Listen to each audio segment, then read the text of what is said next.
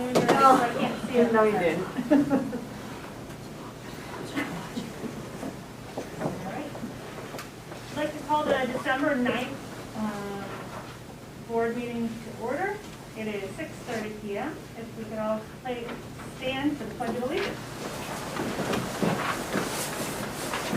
I pledge Allegiance to the flag of the United States of America and to the republic for which it stands, one nation, under God, indivisible, with liberty and justice for all.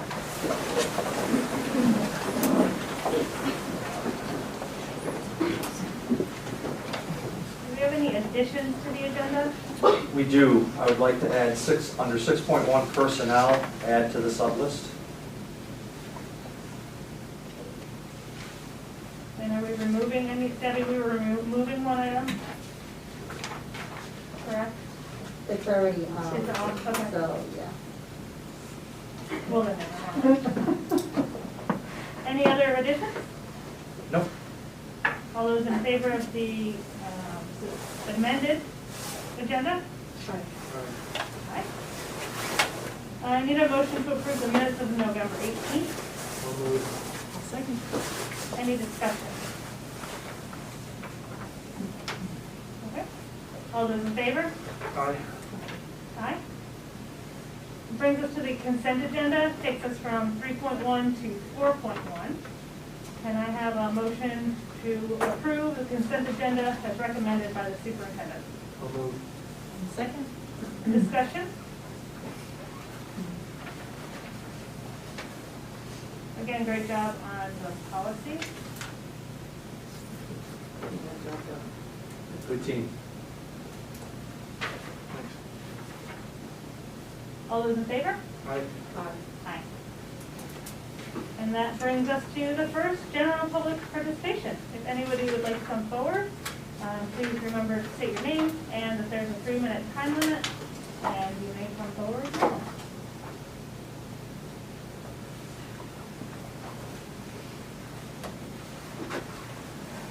So count. Okay. It brings us to our FSA presentation. I will turn it over to the crew in the room. So you are first. Sorry. Okay. So I'm going to give you that. I'll do this way. And half of you can do this way, and just let the board be open.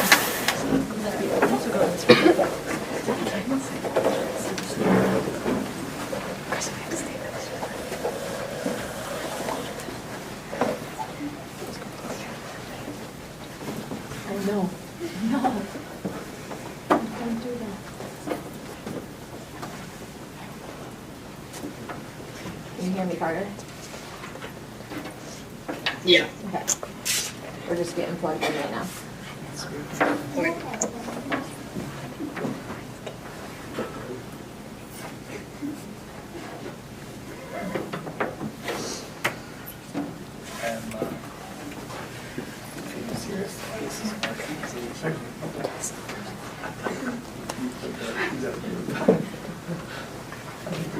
Oh, no.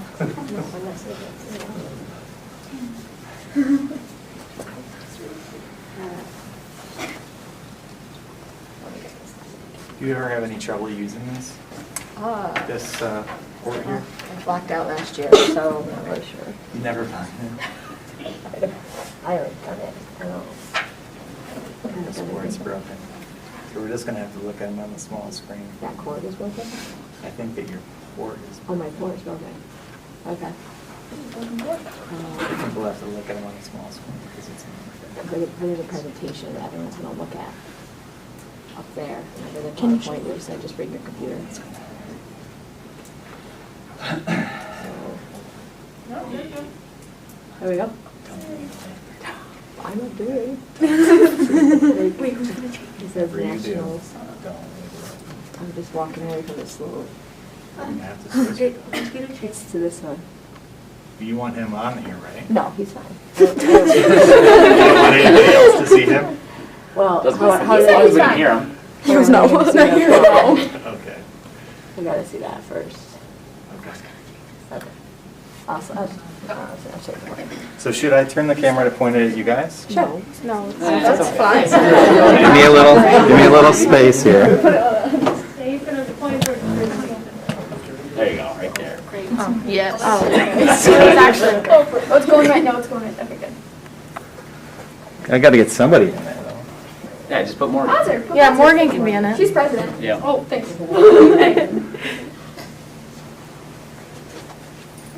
There you go. At least I have one of you. Where should I go? You can go behind the camera. Yeah, you, perfect. No one can see you. Oh, yeah. I'm Heather. I'm Stephanie, I'm reporter. I'm Morgan. I'm president. I'm McKinley and I'm VP. I'm Emily. I'm Carissa. I'm Colby and I'm secretary. Why are we here? I'm Carter and I'm the treasurer. He's at home sick. We're here to talk to you about our experiences at the National FFA Convention.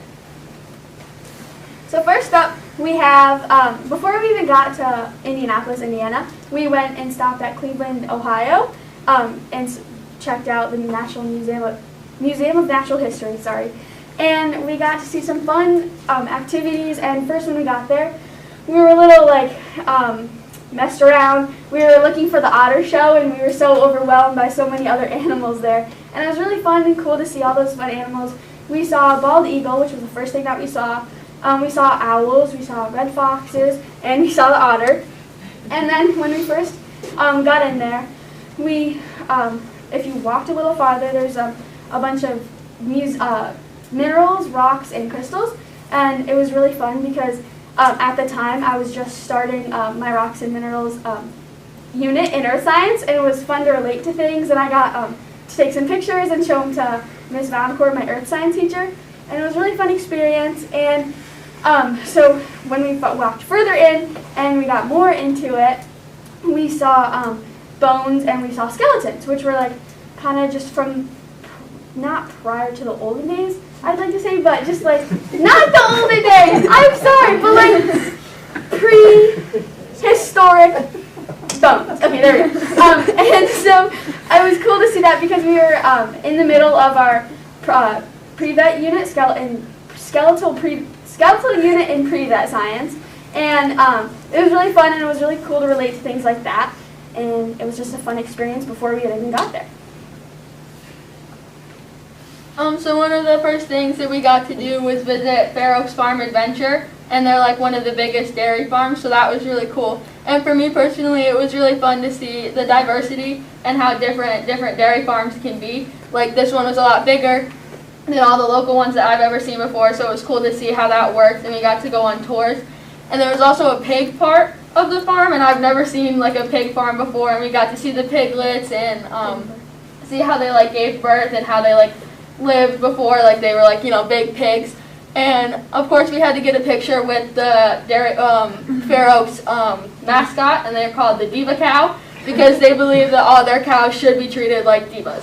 And the far picture over there, we got to see Bozzett's family farm on the wall of farms in the American Dairy Association Hall of Fame, and that was a really cool surprise because we didn't know she was going to be there. And it was really cool to have somebody we know and love, Bozzett, on a huge scale thing.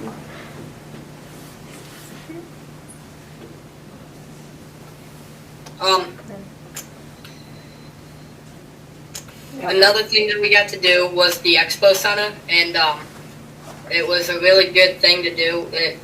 Many vendors, including John Deere, Case, Graham, Ford, and Wrangler were there.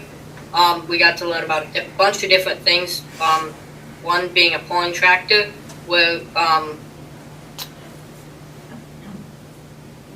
they taught us about torque, and you don't need a bunch of power. You mainly just need torque.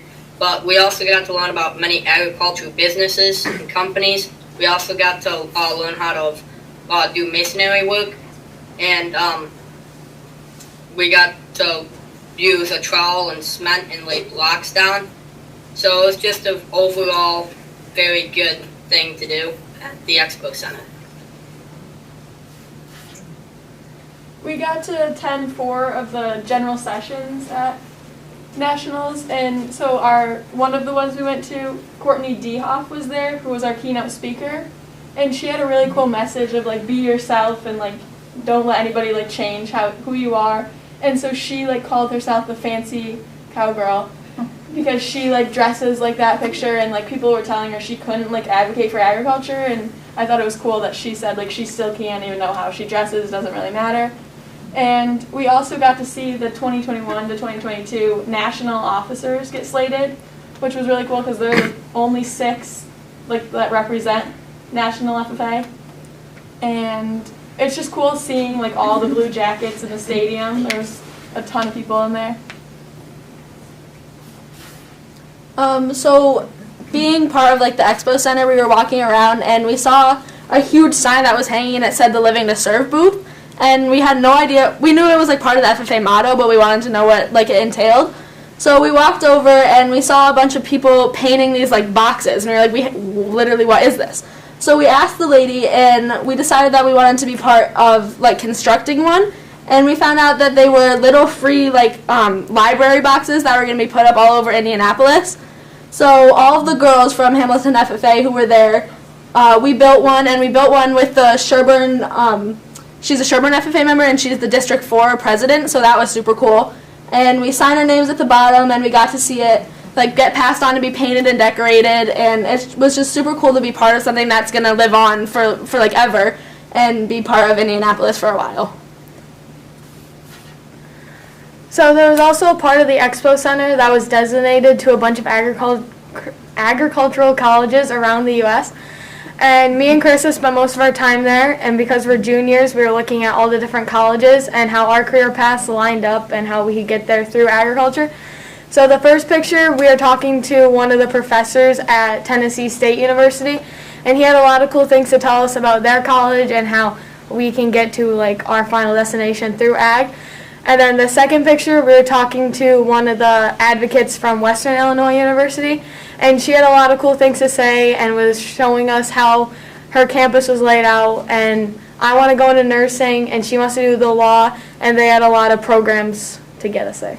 And as juniors, which most of us are that went, it was pretty cool to be able to talk to just a whole bunch of colleges to find one that fit us best, and really help us like lay out our future after high school. And yeah, and we also, Emily and I, found our top 5 schools that we are interested in applying to after high school. So one of mine was Lamar Community College in Colorado, and they're really cool because I'm in cosmetology at BOCES, and they have a nail technician program in the summer, and then they have a 2-year nursing program with no wait list. And then one of their other programs that I was interested in is their 4-semester horse training program, because I have horses at my house, and it was a really cool experience that I could do. And my top school was Western Illinois, and because it has a phenomenal law school, and they said that they could help me get into like a job and go further with that career path, and the campus was really nice, and the girl who was talking to us about it was just really hyping it up. And then the last picture was an iron pole, and there was like workers from like the iron industry in Indianapolis that came, and they set up a hands-on portion of the Expo Center, and that is Colby trying to climb up the iron pole, and you have like 2 pieces iron on like a pole, and you have to climb up with like holding on to nothing but like flat, and you have to ring the bell at the top, and Colby successfully did it. You're leaving out the part that him and Carter raced each other, of course. Oh, yeah. Who had the better time? We'll leave that part out. So one of my favorite parts of the whole trip was we got to go to a rodeo, which was it was really cool because I go to a lot of rodeos, and it was cool to go with all my friends, and I don't get to enjoy that with kind of school friends. So it was kind of cool to kind of link the 2 worlds together. One of the coolest things they had there, they have some entertainment there, and they had this trick horse, and it's really just magnificent. You can see in the picture he can get that horse to sit down. It just listens to him. It'll do what he tells him. He's got it trained really good, and so that horse was actually a rescue from Hurricane Katrina, which was really neat. It had a cool story. And then they had the events, which they had bull riding, bareback and saddle bronc. which are three of like the most popular rodeo events. So I think they kind of just tried to get a really action-packed night. My favorite was probably the bull riding. You can see in the picture there. It's pretty cool. It's pretty dangerous, and a lot of people get hurt. That's not why it's his favorite. And I got to wear my cowboy hats. We got dressed up. We looked pretty fancy, so it was a fun night. My biggest takeaways were, So my biggest takeaway was definitely from the keynote speaker, because she talked a lot about how she did come from a background of ag, but a lot of the people she had met didn't, and they were still super into the ag industry. And that was my biggest takeaway, because I wasn't born on a farm, I wasn't raised on a farm, but agriculture is one of the biggest part of my life. And it was just super cool to have somebody else who is like that popular and like that famous talking about it, and it just makes me feel like I belong in ag, and it was a super cool experience. My biggest takeaway was kind of what Heather touched into at all the sessions and even at the Expo Center, seeing everybody in the blue jacket and knowing that we're all here for one purpose, and that's to advocate for agriculture.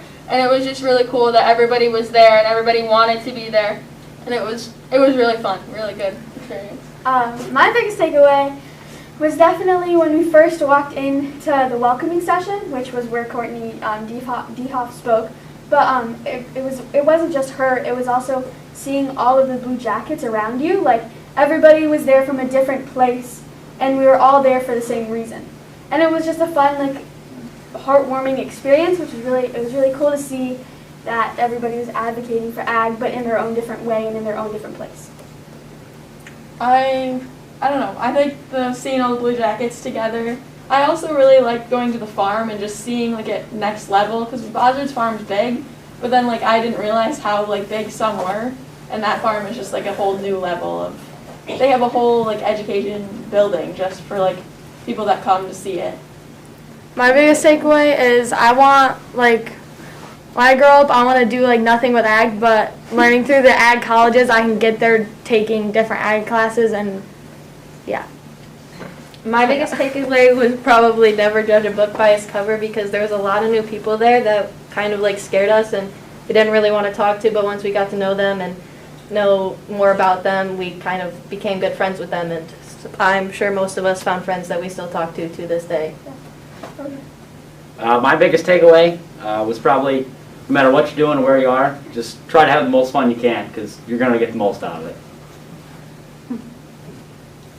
My biggest takeaway was to pretty much strive to meet new people and still keep in contact with some friends that you made, and just overall have a good time at it. Any questions? How many were there this year? I think it was it? 70,000. Yeah, Yeah. 70,000. But I didn't want to So that's up from wasn't there 50,000 down? Yeah. Yeah. Oh, okay. They were expecting that. There were people who joined virtually too for like the sessions. There were lots of people who were like watching from home, and it was broadcast on Cowboy TV. So even if you weren't part of FFA, you could still watch it, and that was cool. Like, we had the option last year to go on virtually on the sessions like that, but we also were able to go there in person. It was What cool. is it normally? Sorry. You're okay. Attendance? Yeah. About 100,000. So there's 750,000 FFA members across the United States. So generally there's about 100,000, between 90 and 100,000 at convention. And it's always in I shouldn't say it's, like for the next 8 years, the contract is in Indianapolis. So we'll be there for like a really long time. It's cool to go to Lucas Oil Stadium, obviously, you know, like where the Colts play, so it's a neat experience to see those kind of things that play in. And, you know, the city is very welcoming to, you know, to FFA and FFA members. It's kind of like a staple. It's literally been there for the last 9 years, so it's, you know, the community and people really kind of understand it, so that's nice to have kids in the city that is welcoming to them for sure. Was it the first time any of you have been out of the state? 2 years ago when we went, that was my first time out of state. It wasn't my first time out of state, but it was my first time at nationals, which is fun. Great experience. Thank you guys for your support. We appreciate it. Thank you. Thank Thanks you. for doing it. Thank you. Nice. Glad you had a good time. Yeah. We are too. Yeah. Yes. Thank you very much, and I hope you feel better on the computer. So she hopes you feel better, Carter. Thank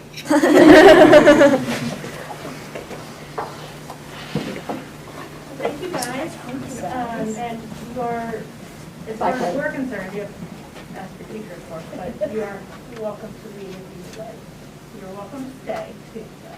Thank you. Thank you very much. Good night. Thank you guys. Bye. Thank you. Thank you. Bye. Thank you. And Chris, this gives you a couple minutes. Emily, you're up next. Okay.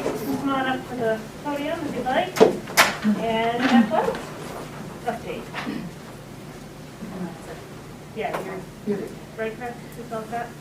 Perfect. Thank you. So thank you for the opportunity to come and speak to you guys in person about athletics. Just to give you a brief update, Winter Athletics is up and running. And one of the topics of conversation in my AD meeting yesterday was just masking and consistency across Section 3. So the expectation for Section 3 athletes and our HCS students is to, that are participating in indoor sports is to wear your mask properly, just as the expectation was the same in the fall with our indoor sports. Wear the mask properly at all times. If athletes are in need of a break or a new mask, they will initiate that need with their coach to be subbed out during a practice or a game. So just that making sure that they're communicating and they're really working as like a community to kind of remind each other to be masking properly at all times.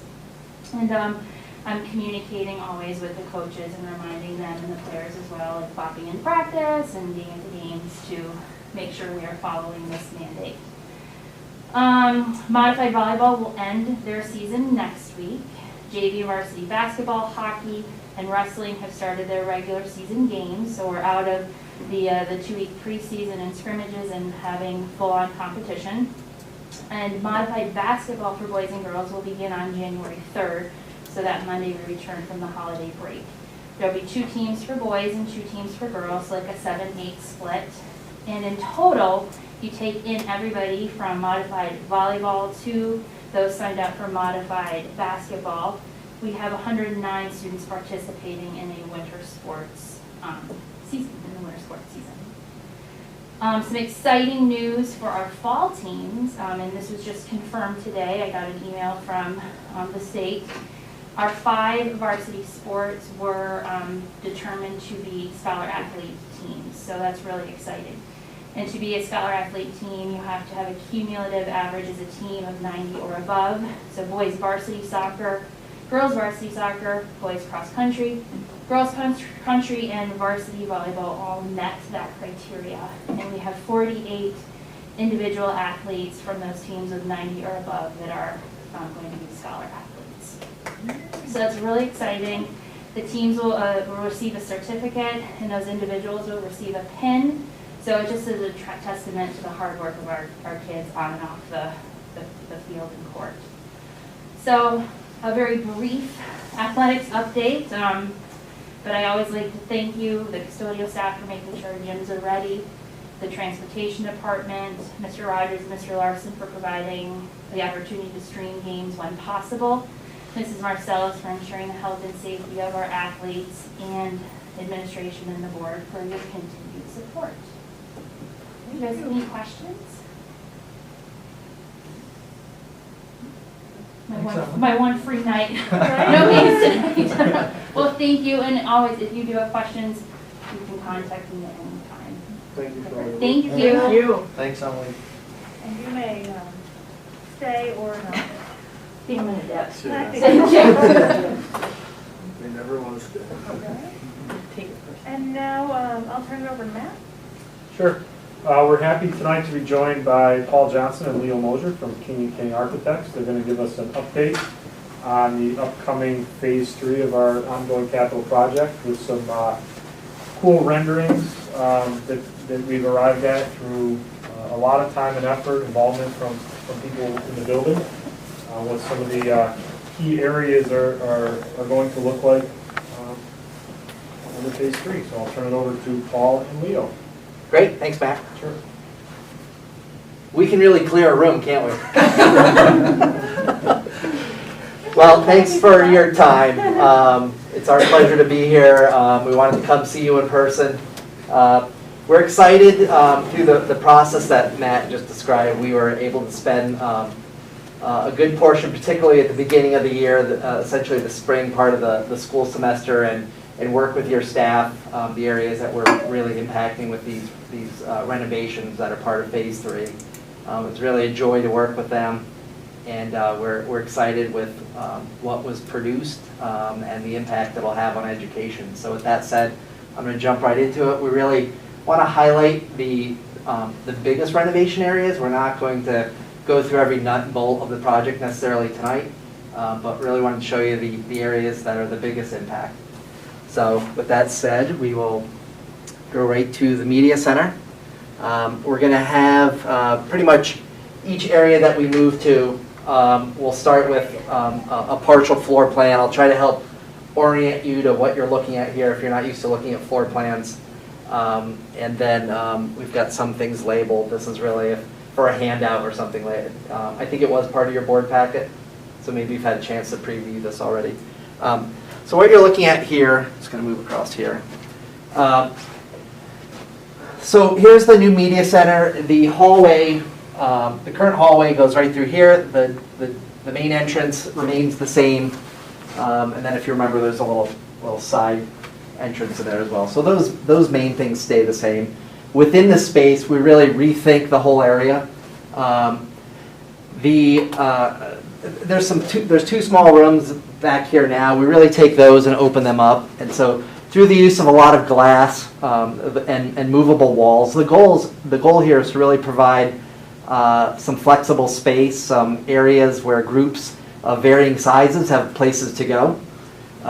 So again, you'll have these spaces here, and then the big difference is really taking out a lot of shelves that are in this area now, creating some large windows so you get some great views across the field, and again, more natural light is always great. And then a large movable glass wall, again, that will allow that space to be oriented to whatever the needs are. All new furniture.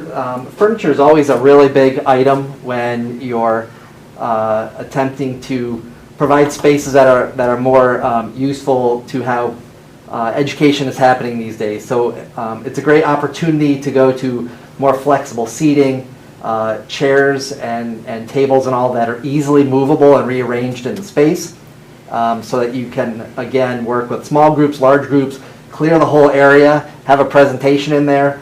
The space really now is able to provide that flexibility. Again, another piece of this is in all these areas is really trying to make it a place where students want to be, engaging and exciting, and something that they really take ownership over and want to be spaces they want to be in. And I would say the same for the staff as well. So keep moving here, or I'll be here all night. So we jump right into some renderings, again showing a view. The circulation desk essentially stays in the same location it's in now, just a newer version of it. And again, you're getting that view into these multiple student workspaces. I'd like to point out too is that we're opening up the ceiling area, so it feels more open, like Paul was saying, and we'll add some linear acoustics into the space that will really help with all the acoustics of the openness. You'll see kind of a connection to the corridor through, glass and high shelving, as well as stools and high countertop. Again, all movable furniture, bookcases in the center movable, just to make it for a flexible space. Yep, that's a great point. So in your building, we obviously can't raise the roof, so we have to work with what we have here, and so that is definitely one approach we've taken through multiple spaces, is to either remove or push the ceiling as high as we can. And then As Leo said, again, those windows will be in the hallway. So again, as you're walking down that hall, you'll really have a better engagement to the library and or the media center and what's happening in it.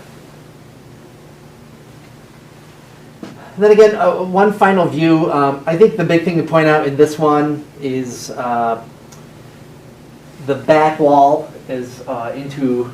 Oop, I'm sorry. That was. Did I include? I don't know if I have that. Well, anyways, the wall opposite, the wall that would be behind me where I'm standing here. Got myself turned around here. Into that classroom, we're going to put some windows there as well. Again, so that room can be flexible and really, to a degree, we're expanding the footprint of the media center. All right, we're going to move into the large group instruction. I am so glad I'm not doing this presentation in that room.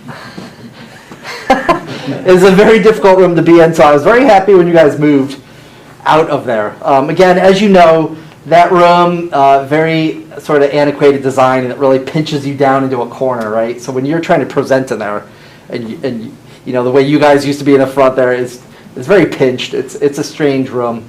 I know it's not functioning very well for educational space.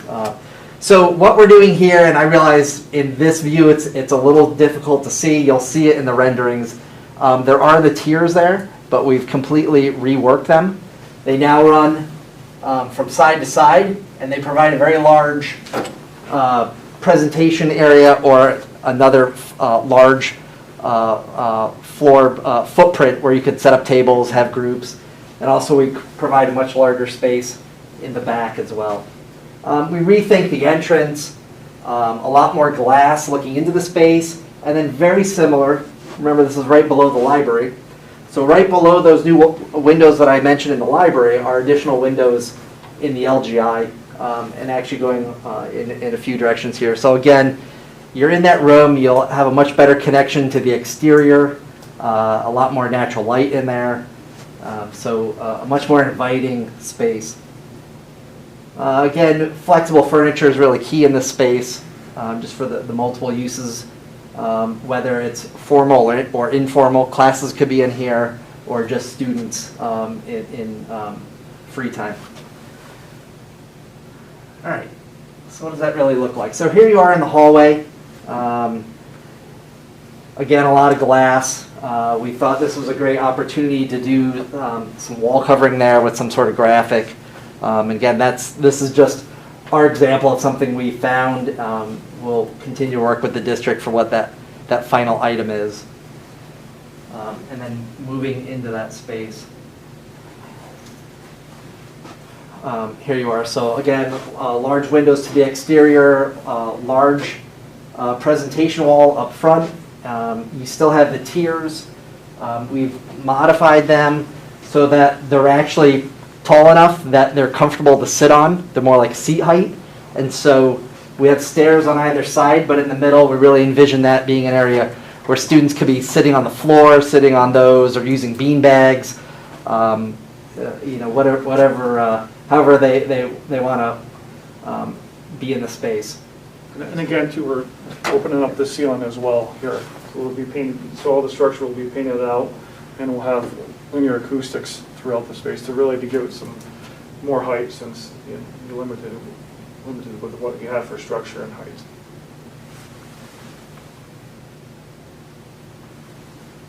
And then there you go. So now you're able to at least see that tier a little bit better.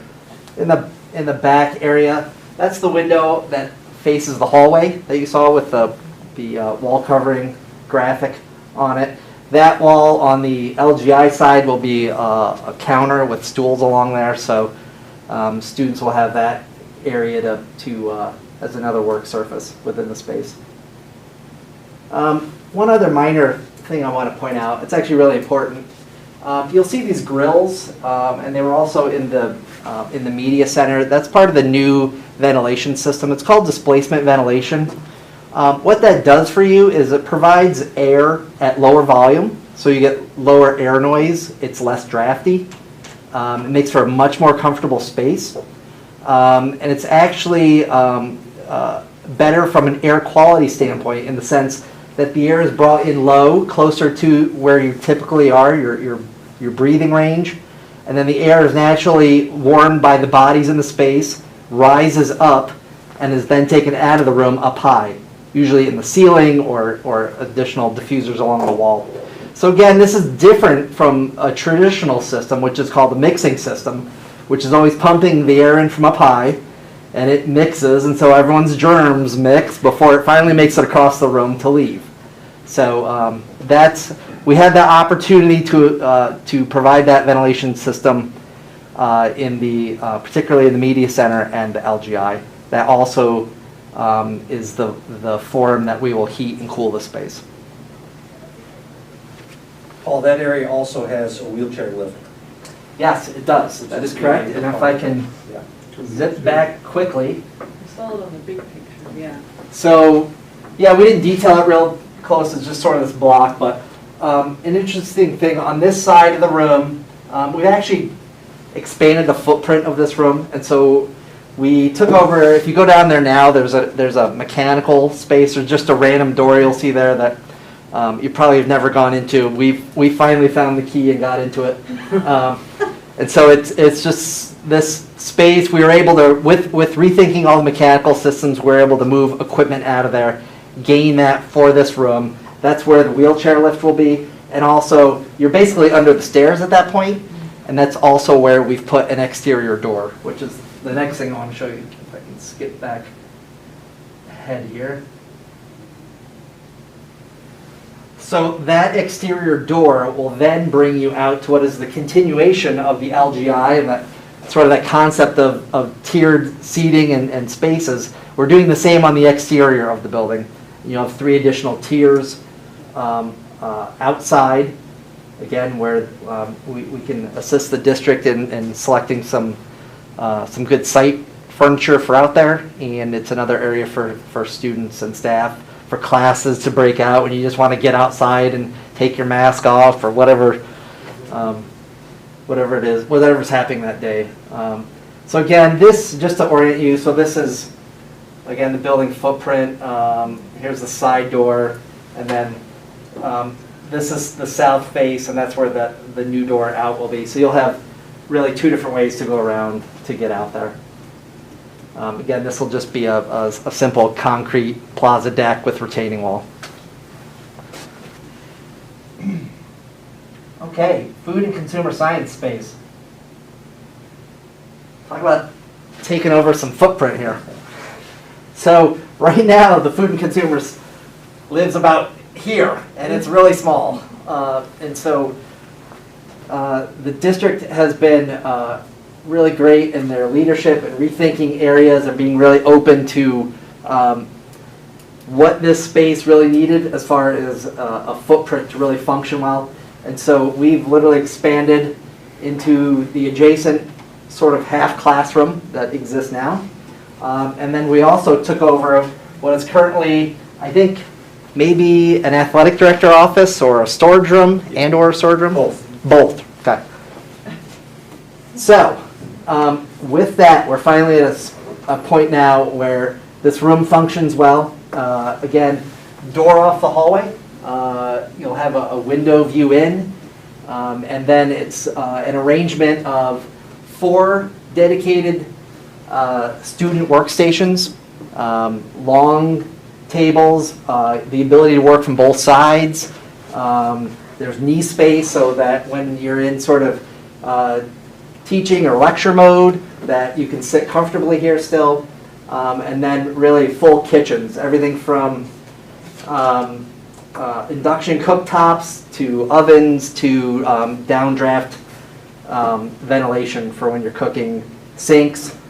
And then up front is a actual demonstration table for the teacher that also works as the 5th student station, so that students really can get into smaller groups and be much more hands-on than they are now. Finally, in the space, there's items such as refrigerator, microwaves, lots of storage on this side, and we have a rendering that shows you this area too. But so this really becomes storage, washer, dryer, and one more like tabletop workstation. for whatever FACS is or will become in the next 30 years. So that's always our goal, is to try to keep things as flexible as possible as new ideas come along. Thank you. So here you go, just a good view of everything I just described in there.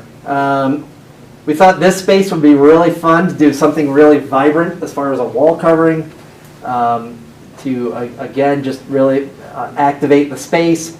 You can see we've got writable surfaces that are clear, that are over top of that. All surfaces in here are really durable, so like things like quartz countertops, realizing that a student might not always be thinking when they're taking a pot off the hot stove. We certainly, when they set it directly on the counter, we want to make sure it's really durable. And so we've sort of thought through that and throughout all the spaces with the finishes and all. Again, we really want to work in school colors through the spaces as well. We want to do it smart without overdoing it. Here you see it, it's in a lot of the plastic laminate cabinets and all. And then, yes. And then here, so here's that other space again. So you can just see where we, by grabbing those two small rooms, we've really expanded the amount of storage and other useful space. All right. Here we go, the big one, the locker room. So,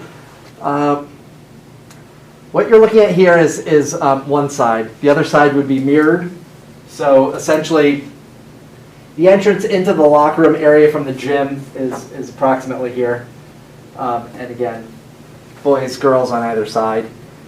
So we've been able to really sort of rethink these spaces, and again, sort of a common theme with all these. We're able to find areas where we could take over some more footprint of other areas that was being underutilized, and again, use that to rethink these areas. And so where that comes about with the locker rooms is right now the weight room is sort of this T-shaped space in floor plan, and so that T, sort of where the storage is right now, we're going to square it off so the weight room becomes a rectangular space, and then that area that we've taken over, we can provide much more storage, a much better organized storage room for PE and athletics. We also gain a additional room that could be a very flexible space that could be anything from a classroom to coaches or referees changing spot. So just, again, an open room that serves a lot of variety. In the locker room, again, the spaces are honestly really small. And so there's really no opportunity to create team rooms, etc. But what we've tried to do here is accommodate the number of lockers. We're able to provide, though they're half height lockers, they're much wider and deeper. So they'll actually work much better than, I think the ones that are in there are like 9-inch wide ones. Like I don't think you could fit a boot in those. And you'd have to stack your boots. So much more usable in what they are. And then also we've tried to create a space here where a team could sit along this bench, and then the wall that's directly across from you will be a marker board and writing surface, and again, just like a halftime coaching spot for teams. All right? And we're still able to get a coach's office as well as the separate toilet as well to that space. Yeah, good point. So currently in our locker rooms, if you've not been in there, much of the space is taken up by community shower areas. Yeah, like a communal shower room. Communal shower room and drying room, which really haven't been utilized in who knows how many. Probably back in the 50s when I would think after phys ed classes that was a requirement, or at least a practice that was that students would do after a phys ed class. So I'll turn it back over to them. Yeah, thank you for bringing that up. Heating space in that area. Yeah, Leo, you want to talk a little more about our shower?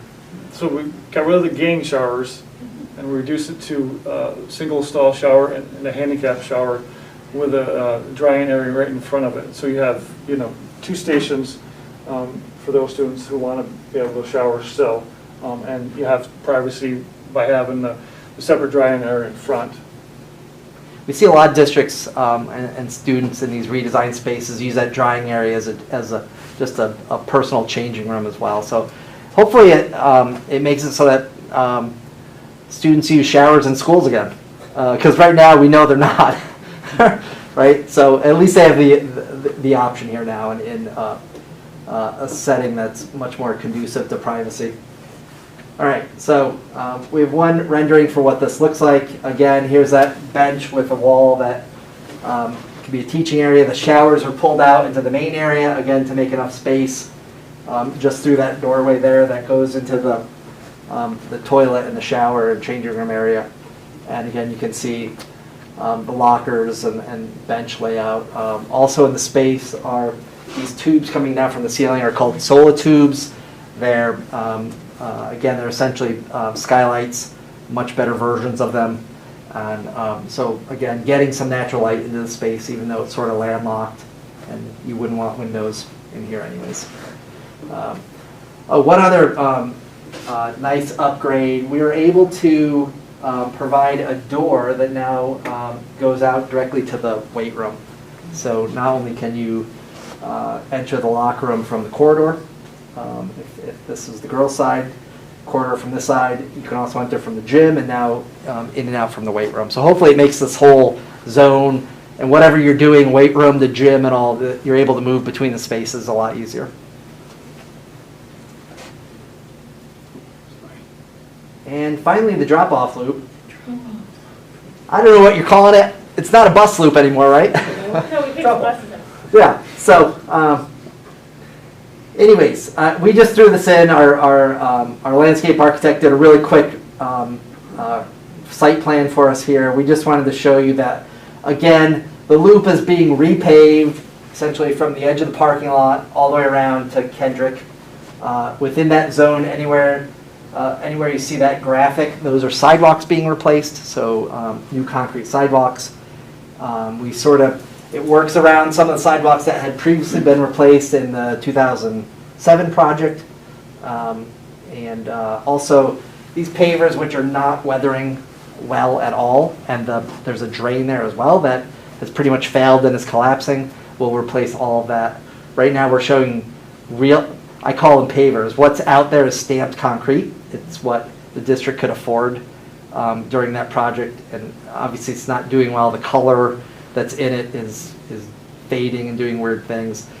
So we're proposing putting real pavers and setting them on a concrete base so that they're not going to undulate over time with freeze thaw. And even that's even on the table.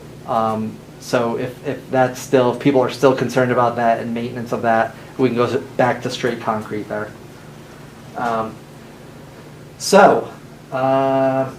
That's the bus loop. Sorry, and I think that's my last slide, really. So, any questions? I actually have two. Yes. One is about the food and consumer science space. I couldn't remember the acronym. Yep.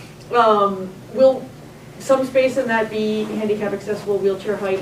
One of those. Yes, great question. Yes, there is one that is specifically accessible. The sink will be a roll-in sink design, and then the counter height will be the appropriate height as well. Okay.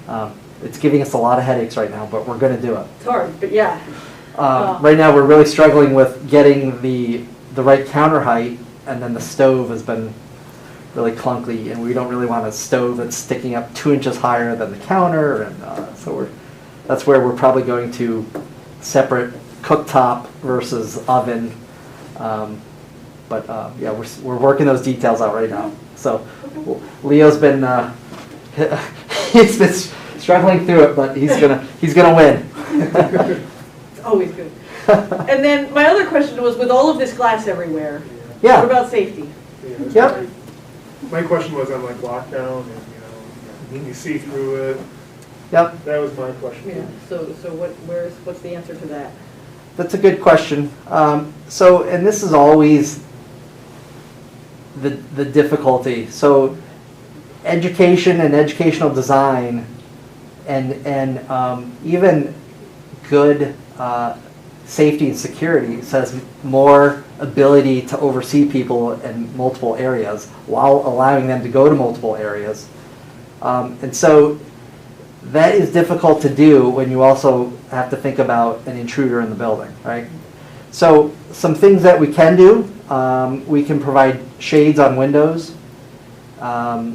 We can look at spaces and advise the district on what rooms have areas that will have sort of that protected refuge area in those rooms, and which rooms just cannot be provided. There's rooms like the LGI where you have direct access to leave the space altogether. And so there's never a perfect answer, because to address what you're asking about would mean no glass and very isolated rooms. Right. So it's really that balancing act between what's right for education and at the same time, how do we keep everyone safe? And Is there intruder-resistant glass? absolutely. And what about like privacy, like one-way viewing glass? That never works well because it's all driven by the light, and so you really need a dark side and a light side to make that type of glazing work well. We've seen everything from, there's glass that actually you can tie to a panic button or any button, and it will go opaque. So electrostatic glass. There's some things that we could look at how to employ in this if we want to go a whole further step. There were 2 rooms that had that, right? The LGI room and the fax room? Or did the media have glass? Yeah, the media center definitely has areas where you can see into it from the hallway. But not as big as the LGI. Yeah, the LGI has that longer stretch. That's correct. It's got a long ground level outside window too. It's got a big ground level Correct. outside window. Yep. Yeah, which again, Yep. like I love, Like- but like- I'm just trying to balance it, right? Yep, Like, exactly. These are I mean, different, so is the right. So does the entire elementary I'm room. not worried about the Yeah. outside ones, I'm just worried about the inside. Right, yeah, I thought about the elementary, right? So, but there is Like that, there's both films and there's glass that's made that is intruder resistant. It's not bulletproof. That's another item. And then you talk about the levels of bulletproof. Right, So there's right. 9 levels of bulletproof glass, and so these are all the things that we can employ.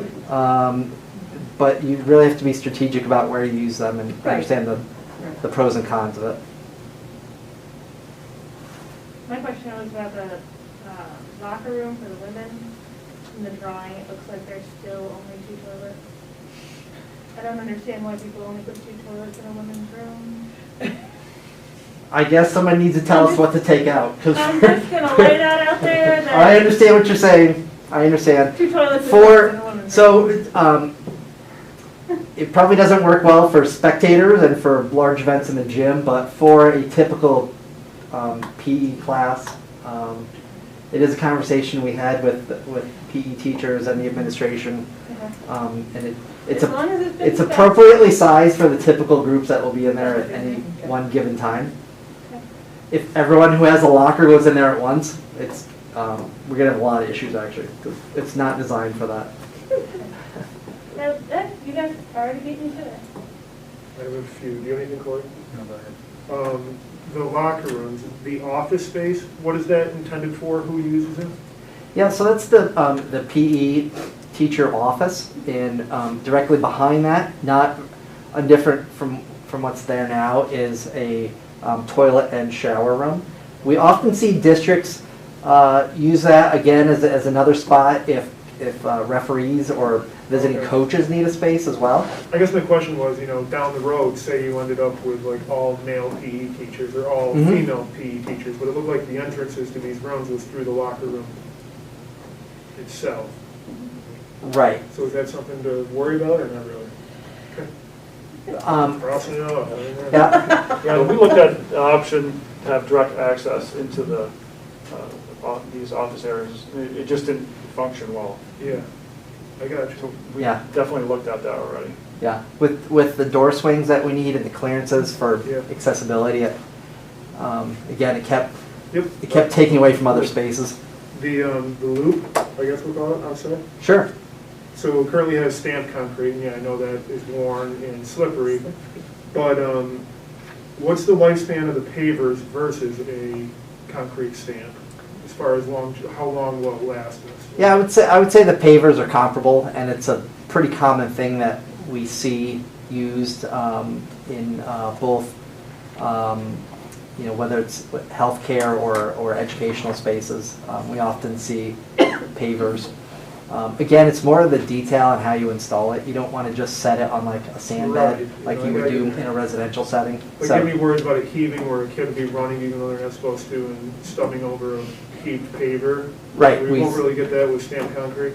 So, right, so in the design, the way we have it designed now, it's set on a solid concrete base, and so there is no, there should be no heaving. Yeah, yeah. And there's not. And then you can replace just one at a time if needed, or no? Sure. Yeah, but my point is you wouldn't have to do that with stamp, but we're cool. Yeah, I would say if you're interested in stamped versus the pavers, I would say don't bother with the stamped at all. I mean, at that point, I would just say let's go back to standard concrete sidewalk and not have sort of that highlighted space there. You know, we originally designed that wall with the bell on it. Just lifespan. Yep. You know, how long Yep. before that gets addressed again in the project, you know, like, let's do something that. Yep, will I would say it's work, comparable. The pavers lifespan is comparable with the adjacent sidewalks that will be poured at the same time. I'm almost done here. So the LGI room and the media room, maybe?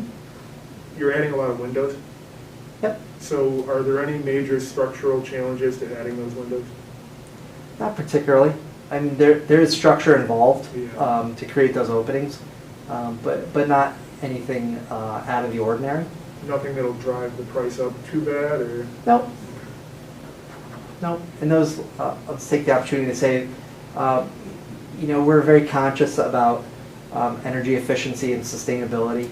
And so in every project, we look for every opportunity to do, to at least incorporate that into what we're able to touch. And so those windows will be very energy efficient, and we spend a lot of time detailing. Probably the weakest point in a window is, we used to say it was the frame, but it's really the installation, and it's that joint just outside of the frame. And so we've even gone as far as hiring a testing agency and testing the entire window opening, including that joint, to make sure that it's meeting the air requirements on how little air should be passing inside and out. Because again, that's energy waste. It also makes it very uncomfortable inside if you're getting drafty or cold spots by the windows. The LGI room, Mm-hmm. so that currently has like a big drop. So you're filling in most of that to make it. Yeah, well, I saw there's a little like step down. Yep, that's exactly what we're I'm trying to doing. remember what the room is like now, but is there any like entrance at the bottom of it, or are you just gonna fill that in with gravel, or? Yeah, how do you so fill that in? it's really interesting, and we've had a lot of projects over the years. Structural engineers use high density foam. It's almost like, it's very similar to the foam that you would, the foam blocks that are sometimes used under runways at airports. It's not an expensive item. It's the cheapest fill you can come up with. You don't particularly want to use a bunch of backfill or stone. These foam blocks go in very quickly, really not very labor intensive, and then they pour the final concrete topping right over it, as if you were on a standard base. And that room doesn't have any current exits at the bottom? No, so Yeah, no, that's exciting. It's a lot better than this. It's cold in that room too. So is it right now? We're at the bottom, right? Yeah. Below ground, I mean. Right, yeah. So we end up raising, I forget what the elevation difference is in there now. Do you remember? I think it's about 6 or 7 feet now that it drops down. Now the difference will be 28 inches. Yeah. So it becomes less steep. Yeah. I think better feel in the whole space, better connection from top to bottom. Yeah. Last question. The media room, the one you started with, you're gonna try to raise the ceiling a little bit. So does it have like a drop ceiling like this currently, or? Yeah, correct. So you really don't see any likely problems you'll encounter by doing that, right? So we're literally taking the drop ceiling out, and we'll just have the roof deck exposed. That's what I thought. Yeah. Thank you. It all looked great. Paul and Leo, while you mentioned windows and energy efficiency, if you could just maybe transition a little bit to the timeline. Oh, and sure. Some of the, like the ad alternates that you talked about with us, and Yes. sort of what's on the docket of what needs to be done next, and some of the additional things that we might be able to start chipping away at if bidding is favorable. Yep, great. So first, the timeline. So we've been designing for the past year. We submitted to the State Education Department, I think in beginning of September. We've already gotten architectural and engineering comments back. We've gotten architectural approval. I think we'll have engineering approval by the end of tomorrow. They sent one last nitpicky comment back, so we will address it, and we should have their approval. We're just waiting for the project manager to sign off. They're the person that really reviews all the SED paperwork that Michelle and Bill, you guys had to sign a couple months ago. So once we get that final sign off, we'll be able to go to bid. We are hoping, and we're projecting we'll be able to do that. We'll be able to go to bid in the beginning of January, and bid opening in late January, beginning of February, and hit your February 10th board meeting is really what we're targeting. At that meeting, you would award contracts to the bidders. We've built in a week and a half in there where it allows both Leo and I and our office, along with your owner's representative, who's construction associates, who's essentially your daily on-site supervision. Both of our offices will vet the low bidders, make sure that they haven't forgotten something, they don't have some dramatic math error in their bids, etc. And so again, we'll make that recommendation at the February 10th meeting on who we recommend you award bids to. Not that we have a lot. I mean, it's the low bidder or we're rebidding, unless they withdraw their bid. It's not like we actually can pick. Again, then we're on a course for construction. The project right now, based on Construction Associates' schedule, looks like it's a one summer plus a school year project. And so that first summer, we want to tackle things like locker rooms, and the district has been working on what spaces can be turned over early, say like April or May, and so that contractors can start sooner, better ensuring that they'll be done with specific areas by the start of school at the end of that summer. So they'll start working in select areas. They can't do all of it all at once. If they open up everything at once, it'll all take forever, and none of it will get done in a very timely fashion. So we've slotted very specific work areas. So in that first summer, you'll see things like upgrades to the PA system, the locker rooms, the 4th, 5th grade and music area. We'll get new finishes, new operable partition in the room that has that with the old one in there. You'll then see as we move into the school year that fall, so it'll be the 22-23 school year, right? In that fall, we would start working in areas like the media center and the LGI, and those areas are significant work, and they're really connected to each other, particularly through the mechanical system and the equipment that has to go on the roof above. And it's pretty extensive work in there, and so that area we're really advising the district that it's going to be offline for an entire school year. We will make sure that you have proper exiting down the stair, that adjacent stair, and so construction really will be contained to just those spaces for the most part. And so it will be, again, both safe for students as far as proper exiting, as well as just convenient and not making someone walk all the way to the other end.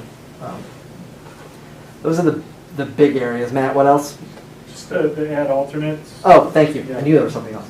Okay, so the project, right now, there's a series, there's a few things that weren't in the original project, and we've added them just in case bids come in really good. I can't say we're really in a market where that's going to happen right now, but you never know. So right now we're struggling to get the most basic things. Like you're living right now, we can't seem to get doors to finish phase 2. So with that said, we've added to the project replacement of essentially all the windows around the entire building. If you remember, we did a board tour maybe probably a year and a half, 2 years ago, probably more realistically. And it's one of the things I pointed out way back then that was not in the project, but it's something that Leo and I definitely noted. As time continues to march on, you're going to have more and more issues with the windows. And so we proactively put it in this project in case you have really favorable bids, you can do it. If not, we've got sort of a leg up and some work started for the next project. So again, you'll see a series of add alternates that really go around the building by wing and essentially give you the opportunity to add additional window work if the budget allows. So. And if you recall phase 1, that's really what we did with the roof. The original scope of the project was to do half of the roof in one summer, just because of the size of it. And we ended up bidding it out in sections, correct? And of course, 2 years ago, not knowing what was coming in March of 2020, everything was very favorable. And we were able to award those bids to each of those alternate sections and stay within the budget. And that's what allowed us to get things done. So it's just a way of being able to get more done if things are favorable. So. Does phase 3 still include the entranceway to the middle high school office? The entranceway, I don't know that. that. Did you say at a recent meeting that was phase 3? The glass and the door. Oh, I'm sorry, yeah. Yeah. Yes. So great question.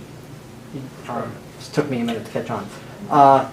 So there was, I think maybe 3 areas where there was more extensive work to replace the doors than really fit in the phase 2 project. And so those areas sort of had to be held until phase 3. So that is the office. I think it's an art room on the 2nd floor. Yep, art room and the cafeteria doors. The cafeteria doors. It's a little bit more construction involved versus just take doors off of hinges and hang new doors. There's so much going on, it gets confusing. Yeah, and there is, I mean, the 4 areas that they focused on today with the architectural rendering are the big focal points. The 3rd, 4th, 5th, and music wing, I mean, that if you've been in those rooms, the lighting, the finishes, the carpeting, that's going to get a full facelift, and that's something that's going to be done in the first summer. So that'll be done by September of next year.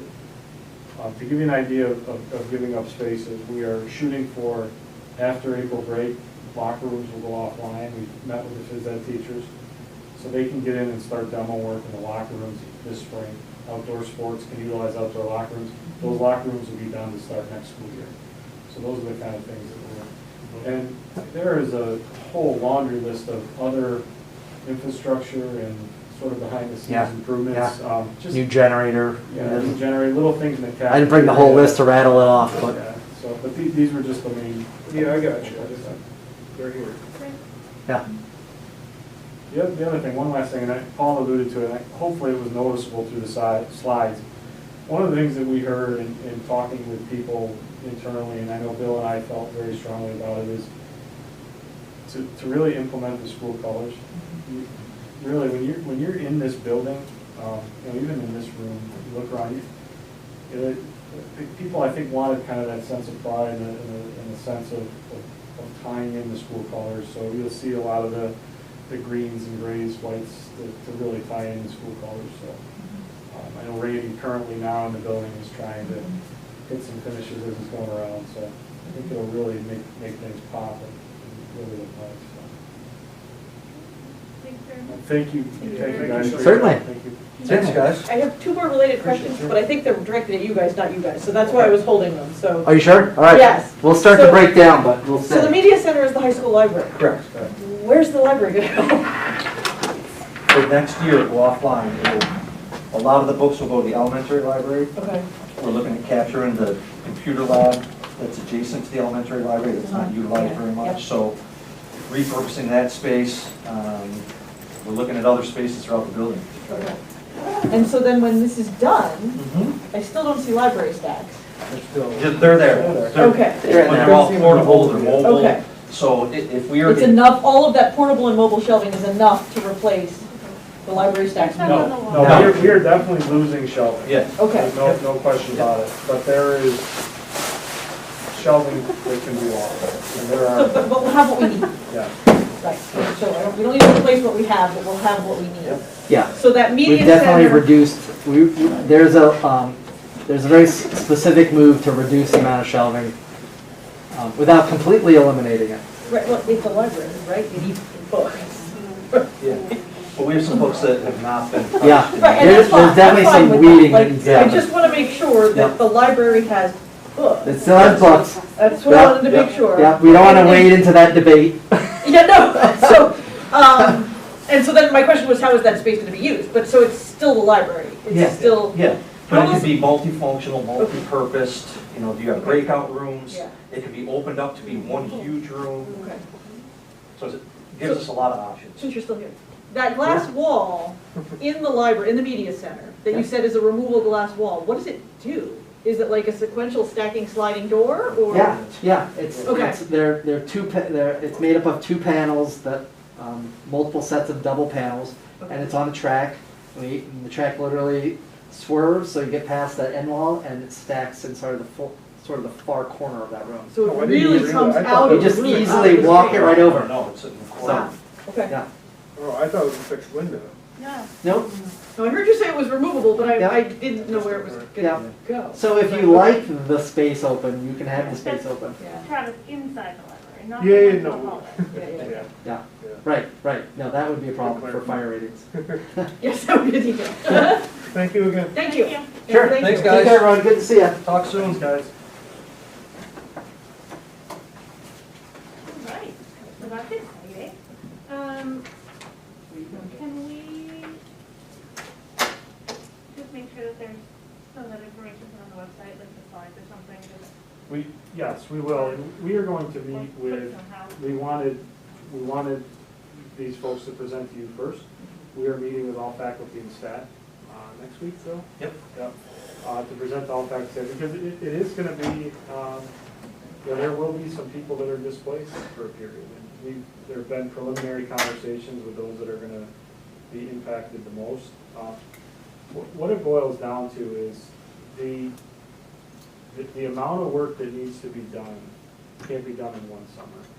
And what was made very clear to us in working with these folks is if you don't do the work continuously, you're going to get creamed with bidding, and you're probably not going to get interest. So if we told contractors, here's the scope of work, but you can only work from July 1st to August 31st, number one, it's not going to be done, and they don't want to have to mobilize and be moving around. So really what it was, okay, ideally this is all that we want to get done. How can we get it done in a continuous fashion? And that's where we started to have the conversations, like with the locker rooms. Once winter sports are over and the weather's nicer, can you go without locker rooms for the last 2 months? And, what I realized was phase one, unbeknownst to anybody as we entered it, we got really lucky because when we went remote, we were able to turn off the boilers in April and basically turn the building over to contractors in April for work that we were planning on trying to get done in the summer. So, and also, we did phase one, if you remember, in the same timeline, January of 2020. Nobody knew it was coming. So we got all that work done before there were labor shortages, before there were supply chain issues, before we were able to turn the building over. Now the script is sort of flipped. So, we're, as far as timeline, it's still ideal, but all the circumstances that are weighing on the process, it's problematic. So we're going to do the best we can. And so yes, definitely we'll have this stuff up publicly. We want to meet with faculty and staff. We wanted to do that before the break, but we wanted to wait until you folks had made that presentation. In case there are any major concerns, and we needed to pump the brakes on anything. I think the end product far outweighs the inconveniences that we're gonna have to endure. Yeah, and one of the things that we, maybe a year and a half ago, we weren't certain of, but you know, the LGI and the media center, those have to be done together because of the nature of the work and because of Makes sense. the layout, they have to be done together. And it's significant work. It's also significant space that you're gonna lose and need to Yeah, we're gonna have to be strategic and thoughtful. to reclaim for you, Yeah. right? Like, where are you gonna put all those Those people? 2 rooms before they start that terrace, right? The site work? Yeah. No, they will do the site work, I believe. Well, that's maybe they'll do the site work. They Yeah. can't really do the terrace until Yeah. after. Yeah, and really, COVID is gonna impact it as well. You know, right now, there's a real premium on larger spaces because of COVID. So that's something we're gonna have to factor in. As we're planning, really what we're gonna have to plan for is September of 22 without those spaces. And, you know, when we enter into that planning, if there's still certain uncertainty around COVID and distancing, and that's all gonna factor in. That's what we're gonna have conversation. We're gonna lean heavily on people that are in the building, and you know, I know Mark and Heather and Kevin have been notified. Chris, you know, the wheels are already turning. So What I like about the project, there's nothing like hot topic fashion that the architects like to get hung up on. You know, like everything's flexible for the future. You know, the rooms will be able to be utilized for a long time without any changes. So I'm very happy with that.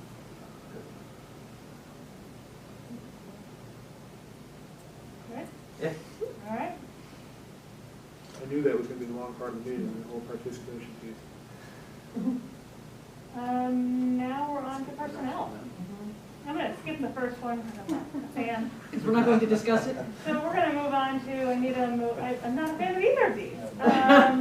All right, fine, I'll do it in the right order. I need a motion to accept the resignation of Debbie Curley as secretary to the superintendent, district clerk for purposes of retirement, effective December 30th, 2022, with sincere appreciation for services rendered to the district. I'll move. I'll second. Discussion would have to be in executive session. Well, this discussion, you said 30th, but here on my agenda it says 22nd. My agenda says December 30th, 2022. Should be December 30th, 2022. When I first read it, it said December 30th, but right now online it says December 22. Okay. Because I sent you an email, and I said 2022 is right. 22. So the correct is the 30th, which you read, so we don't need to Yes. amend it. Correct. Okay. So December 30th, 2022. So a year from now, And 2 weeks. A year and 21 days. there are no words. All those in favor? Aye. Except for yay for you. Those were the words. Wham for us, yay for you.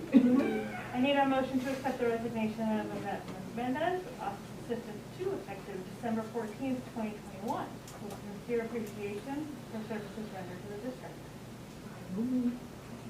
I'll second. Discussion would be an executive session. All those in favor? Aye. I need a motion to approve of that as a substitute as recommended by the secondary principal and superintendent. I'll second. All those in favor? Aye. I need a motion to approve the recommendation of committees in special education and preschool. Wait, wasn't there another, Education? an additional, or was that the one? 6.1, yeah, we have an addition to the sub list. Yeah. Should be added. Oh, That was what he added at the Yes. beginning. I thought this was the new one, sorry. Sorry, Christine, where is it? Is it Christine? Christine. Christine. Christine. I don't Christine. have it anywhere. It's not mine. Just the attachment, But you'll just the see on the attachment. line. Can I have a motion to approve Christy and Frank to the sublist? I'll move. I'll second. All those in favor? Aye. Aye. Sorry about catching that. Thank you for catching it. I thought this was the subdivision. I need need a motion to approve the recommendation of committees on special education and preschool education. I'll move. Second. Discussion would be an executive session. All those in favor? Aye. Aye. This is just a discussion for policies 2017, 2020, 2031, 2043, 2046, 46, 20, 2016, 2023, 2024, 2025, 2026, 2027, 2028, 2032, and 7201. Almost got them all. Oh my gosh. Any additional, I've gone through the notes and things, So we can kind of walk you through, there's a lot here, so. There's a lot here. Give us a tour. Let's work backwards. 7201, security searches, was basically an overlap policy. Last week, or last meeting, it overlapped, we would like to rescind it. We did something that talked about that, Yeah. right? That was Yes. my question when I Yeah. saw this, was, I thought we had just talked about that. There's Okay. overlap to search and seizure. Okay, so this is So that one, redundant, we we'd don't like need to it. rescind that, just rescind and no replace. Okay, The rescind policies to become regulations, those will be tied to one or two different policies. Bill and his team will be working on the regulations for those. It kind of follows a pattern that a lot of the schools do. They don't need to be policies. Making them a regulation will allow much more flexibility. And we saw a lot of those just were so outdated. The voting machines talked about pulling, Oh, yeah. who got to pull the lever for the curtain open. Yeah. yikes. I'm sure it was great, but, those things, and who knows how long any voting machines are gonna last, so it doesn't make sense that we have to get that as a policy every time those things. Right, so just to, in my head, policy requires this double reading at the board and then board approval. Regulation doesn't require, does it require any board? Does it get presented to the board, or it just? We will present to the board, it doesn't Okay. require a vote. But it doesn't require approval or vote? But it does have to be tied to a policy. Yes. Yes. Okay. So it still stems from our policy. Yep. Now, No, yeah, sure. these first readings, I want to draw your attention to two of them. 4620 extra classroom activities fund. There will be a regulation tied to that will alleviate a lot of the concerns Ellen you've raised. It'll allow flexibility and solutions to current problems. Okay. 2020 annual organizational meeting. If you want to click on the first read below, this also will have a regulation tied to it that will look a lot like, ideally probably, what our current policy is. You'll see on our current one, there's a census enumerator. We don't need those. Bill and his team will be able to dial in on all of the meat of it. But this actual policy will kind of set forth how the meeting starts. And if you look at it here, it has sections 1, 2, 3, 4, and then it ends at 4. You'll kind of see there's blue. Yep. But there are some changes here. Like, look down to section 3, nominations and election of board officers. That was taken from how another school does it. That's somewhat of a change in what we've been doing. This is in the first read version? Here, I'll show you where I got it. Down here, right Okay, I think that's what I'm in. So where are you? here. Right here, 3A. Oh, okay, I'm sorry. Okay, I was too far. So I just want Got to it. make, Corey, I'm sure you want to make sure too, that that's where the biggest change to this policy is probably done. Okay. And it does say, and this follows Robert's rule of order, that when nominating a board president, there is no seconds nomination needed for that. Okay. So I just thought we should point out that we'll all forget that except for Travis. Yep. And then if you see the likely scenario, if, let's see here. If there's more than one candidate for Yeah. board president. If only, yeah, here it is. If only one member is nominated, the clerk may call for a yea, nay vote, like we always Right. do. But this will allow for a situation down the road if, there'll be no confusion ideally in meetings moving forward to the how things should be done. So this is the policy of all of them that probably had the biggest change in actual policy. And I just want to make sure you're And even aware. that isn't terribly dramatic. No, but I mean, it's Right. different. It's different, but it's not mind-bending. And again, this puts the things that need to be more flexible into the regulation Yep. in terms of who should be appointed in each Yeah, section. that's great. And then the other policies, you'll see special meetings minutes, the annual district meeting and election, resignation, dismissal, filing vacancies. Really, we're talking minor changes there. Grammatical, a couple new sections, but nothing really alarming. Great. Thanks. Keep up the good work.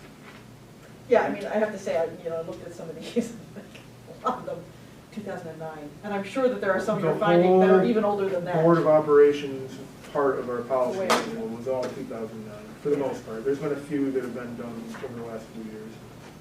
But I'm sure you're finding some that are even older than that in other areas, so. Great. Thank you.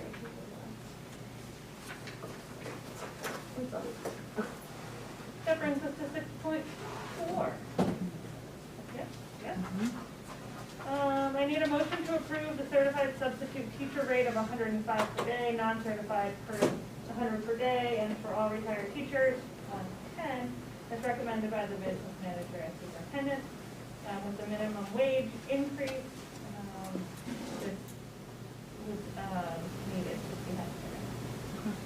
I'll move. All those in favor? I was just wondering if that puts us still competitive with others? Right now? Yeah, very much so. And districts in the region are all doing this because of the change. It puts us comfortably above that. Okay. The new requirements. So, yes, very much so.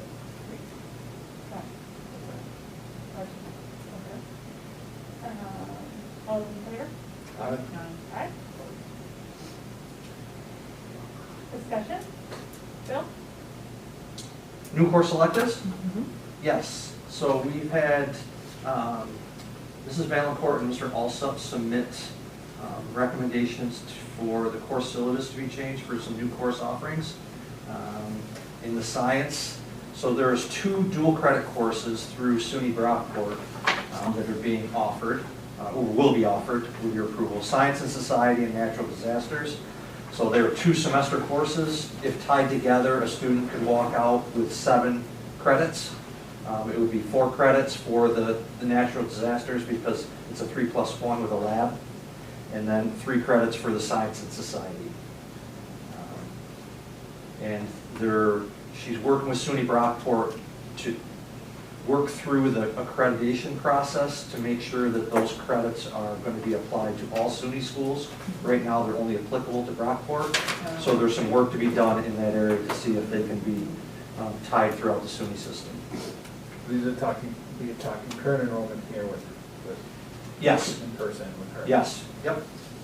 And then the other 2 courses are robotics and game theory and design that Mr. Alsop would like to offer. Those are full-year courses, each of them, and that hits on some of the technology initiatives that we have talked about that we are lacking, that we would like to be able to offer to our students. Very good. And those are standalone HCS credits, those are not dual credit. Right. And the impact this has in terms of schedules, will we lose something else? That was my question. How is this going to divvy up students It and may. affect things? It may. There may be, maybe these courses are offered every other. There may be other electives that are not offered. So during their electives fair, they're going to take the whole of the electives and kind of determine what we can sustain and what we can't. And we may have to go to alternating years for some of our electives, just because we don't have the student population to continually feed. all of these electives. Is that sort of current practice with rotating years? Some of them, electives? yeah, like Johanna rotates summer for Yeah. course offerings. Okay. Yeah. I mean, ideally, we'd like to offer every year, but we just don't Right, have the yeah, yeah. population And some years you'll have kids with the number of interested in electives that different we things. offer. So. And the robotics, do you know what robotic system it's using? I don't. Don't know how they got it. I mean, it says to prepare students to compete in the first competition, so. I assume it's the CNY Robotics League, whatever they're using, but I'm not. First is Lego. Don't quote me. Yeah, well, no, but as first moves up, you have to build, you literally have to craft and build your robot, and they're too old for Lego. Then it will be, If it's high school, it's too old for if Lego. it's the first organization, then it will be the end of the first organization. What you're describing is what it will be, Okay, where they have to build for the Okay. first competition. yeah. And they still use the Lego brain. I can get But they clarification build- from Mr. Also. You know, I was just curious. That was curiosity. Okay. More than whether or not it would change whether I think this is a good idea or not. It Sure. was curiosity. So this will It still does be- say first, So so. approval of these would just be other, other electives that would be available, and then whether they get taught still depends on student population. And Correct. interest and- Yep, it'll just be in our menu of offerings. And if the current electives are still more popular, we'd stick with the. Correct. And are we talking about these being electives for middle and high school, or just? These would be high school credit-bearing electives. And bringing back, you were talking about the college credits, that currently they would only be for that one SUNY school, or, but they're looking into it? Yeah, so they're in conversation with SUNY Brockport. Like Johanna's credits, even though they go through SUNY Morrisville, they're applicable through the SUNY system. Right. SUNY Brockport right now is saying these credits would only be applicable to Brockport, which we are not in favor of. We Yeah, no, want that them to doesn't be help us, yeah. applicable throughout the SUNY system. You know, so a student could walk out of here with 7 credits. If they went to SUNY Morrisville, or they went to SUNY Oneonta, SUNY Brockport, they would be able to carry those credits with them. And how, I'm just curious how it works. How did we get tied up with Brockport? Like, how did they? Mrs. Valancourt has a relationship with Okay. their Yes. with And the these are science courses department. they teach. These are courses they teach. So these are yes. courses they teach, and so that's why she's able to pull them. I understand. Yep. Cool, yeah. Other thoughts or comments? Really good courses. Do we feel that we want to have a motion this meeting, or do we not want to have a motion? Do we need a motion? Or was We it do a need a discussion. Well, there was a discussion, and if we are all agreeing to, we can have an action taken. Oh, I'm happy to move forward. I'll move to approve the new, offer the new course electives. I'll second.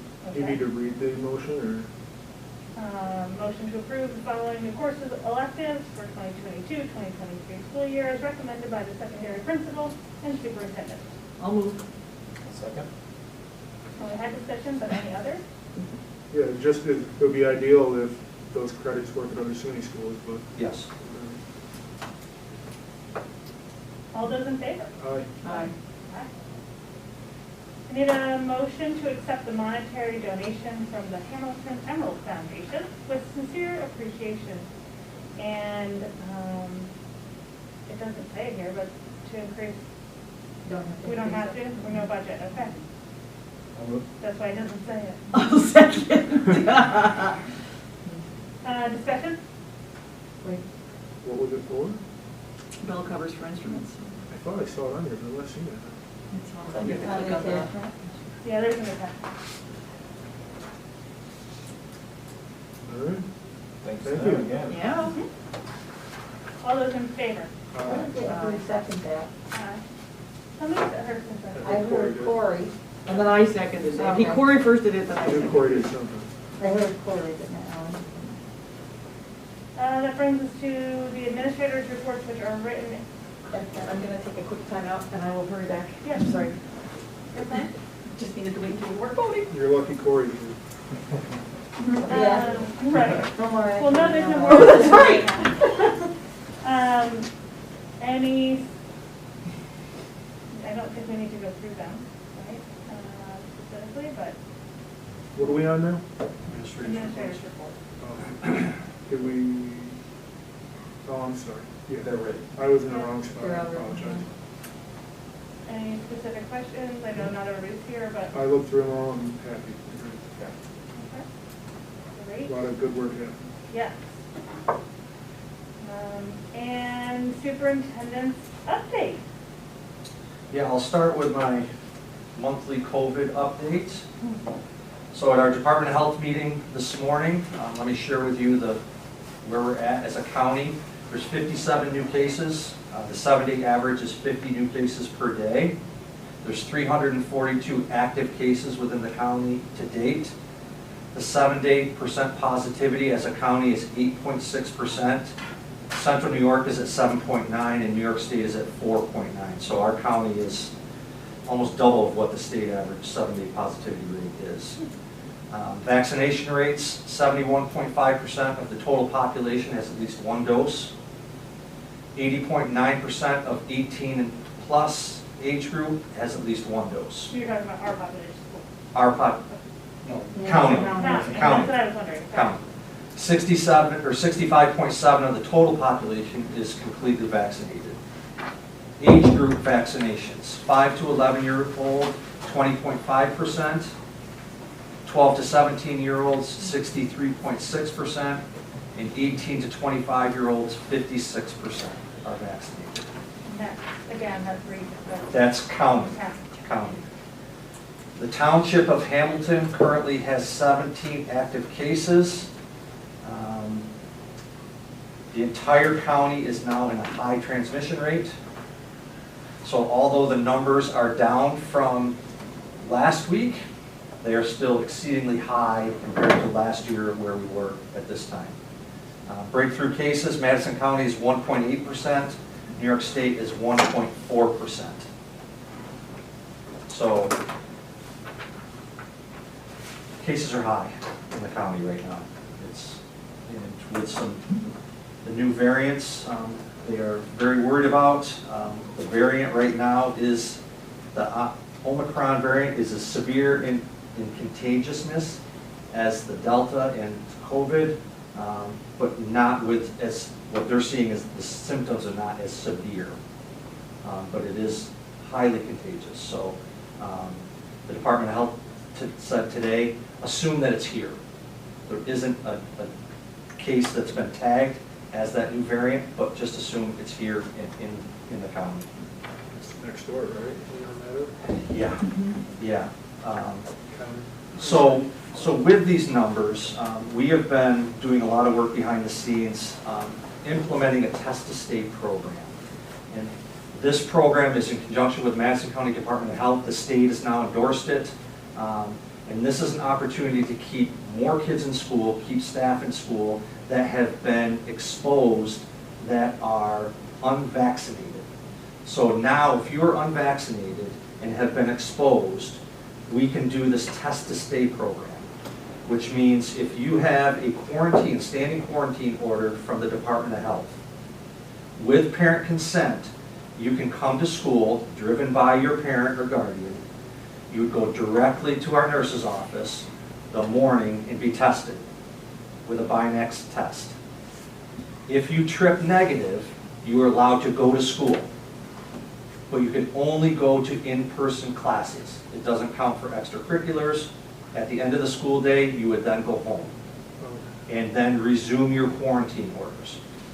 This is only allowing in-person instruction. It's an opportunity to keep kids in school. Bill, is it a certain stage of the quarantine? Yeah, it's 7 days. It's the first 7 days of quarantine. And they So each of those every morning, you would come in and get tested. And then after that 7th day, they come back as normal. Correct. Yep. If you trip positive, you then go into isolation. Madison County Department of Health would put you in isolation, and you would be quarantined, obviously. So it's obviously one of those rapid tests, is that what it is? Yeah. Yep. Yep. You said you're using Binax? Binax, yep. We have the tests. We are ready to go. Betsy and Haley have been trained, our 2 school nurses, in the delivery of the program. We are ready to go. We're just waiting on our medical director, who has been out of town, to sign the standing order. Once that standing order comes in, we're ready to go. And this is for staff as well. So the parent guardian has to bring the child to school? Yes, they do. The initial day. Yep. Yep. The initial day or every day? The initial day. Well, the Department of Health is saying the initial day. Oh. And then you can ride the bus. I'm I'm saying no. Yeah, I would agree. I'm saying parent and guardian brings this child to school every single day. That way, if something happens in the 24 hours. Yeah, if they test positive when they get here, then you've got a whole bus exposed. Yep, yep, so, Well, that's if part of they our test program. positive, they gotta go home. Right. Right. But do they have to get tested every day that they come to school in those first 7 days? Yes, every morning for 7 days. Yep. Yeah, the parents should have to wait. Yeah, if the parent and guardian elects to enter this program. I mean, they can. elect Otherwise, to they can stay- choose to do a 10-day quarantine. Exactly. Yep. Right, I understand. Yep. Okay. So I just wanted to clarify, this says, due to a close contact with the exception of household exposure. I thought the test to stay programs were only for school exposures. Correct. So if a kid is exposed at a birthday party, they're not eligible for They're test not to eligible stay. for this program. It's only in-school contacts Correct. that are eligible for test to stay. That is correct. And the reason for that is because there's such a low transmission rate from in-school contacts, where birthday parties have a much higher transmission rate, right? Yep. So Schools that's- wouldn't have the capacity to carry out that program. No. If it was for. No, that's also true, but it's also that the risk of accidentally importing Right. COVID by not quarantining kids. So at-home exposures are not eligible for this So- program. So, yeah, I think, I don't know, I think the Okay, I language misread here is a it. little vague. Okay. And that's because, and then the other thing is that it said quarantine order that allows attendance of school-based activities, which would suggest to me that extracurriculars would be an Yeah, option. and extracurriculars are not an no. option. Yep. So again, I think Yep. there's That came a directly little, from the county, so. I think there's a little bit of cleaning up in Yep. language there that we would want to do, because I forget where I read the test to stay protocol somewhere else. And it was very specific. It might have been CDC, I can't remember. It was very specific that it was school-based exposures School-based only. are the only ones that are only. eligible for this option. That is correct. So, And remind, the county determines the exposure, obviously? School-based, our school nurses in is doing the conjunction with the contact county. tracing. They do with the contact county. tracing. Is doing with it, yeah. It all gets so complicated. Yeah, and the Binax testing is super easy, and it's super not painful and super not scary, so. And we're also ready to implement the Care Start program.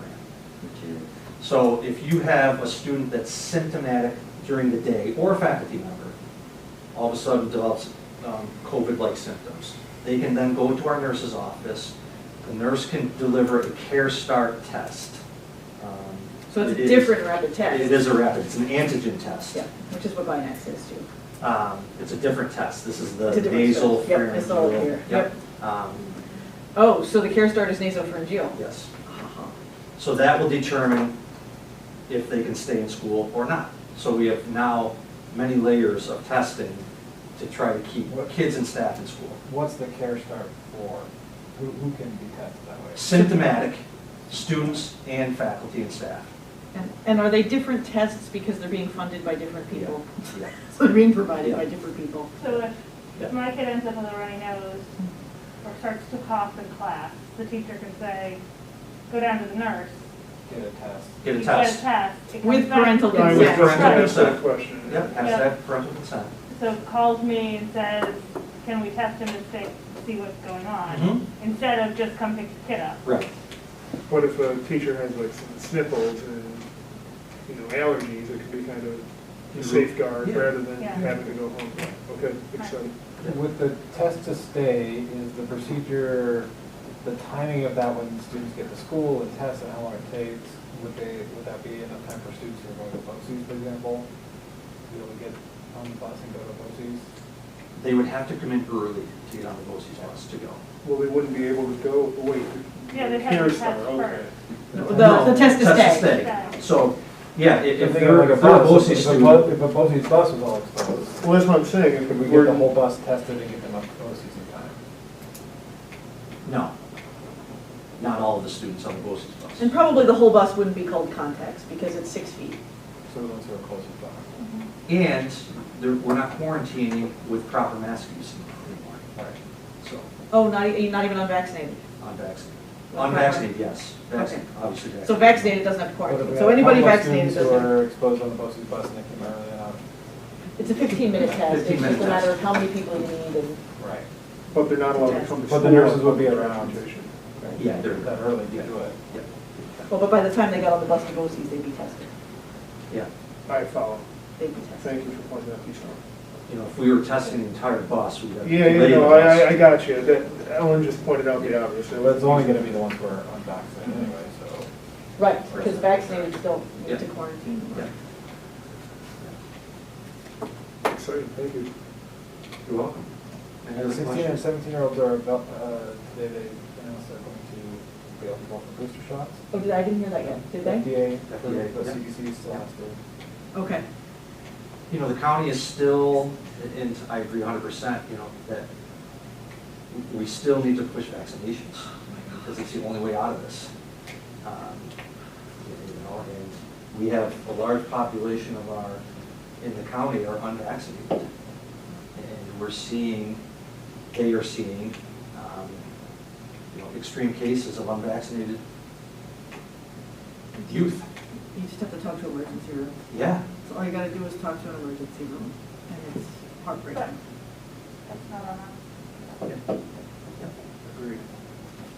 All right, next topic. Or is that your topic? That's it. All right then. Look at that. Only topic? That's all we've had time to deal with is COVID. Wow, looky. All right. Steering update.